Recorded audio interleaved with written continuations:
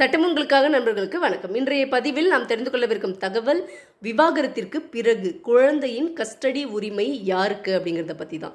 பொதுவாகவே விவாகரத்து அப்படின்னு 2 பேரும் முடிவு எடுத்துட்டாங்கல்ல, அதுக்கு பின்னாடி முதல்ல அவங்க முன்னாடி நிற்கிற கேள்வி என்னவா இருக்கும்னு பார்த்தீங்கன்னா, குழந்தையை யார் வளர்க்கறது அப்படிங்கிற ஒரு கேள்வி தான் முதன்மையாக முன்னிற்கும்.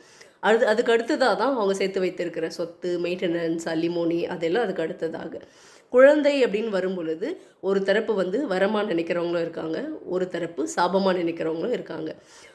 ஒரு சிலருக்கு அது 2வது வாழ்க்கையாக இருக்கும். அந்த குழந்தை தான் இனி அவங்க வாழ போகிற வாழ்க்கைக்கு அஸ்திவாரமாக இருக்கும் நிறைய பேருக்கு. அதனால் அவங்க என்ன நினைப்பாங்க, குழந்தை தனக்கு தான் வேணும் அப்படின்னு நினைப்பாங்க.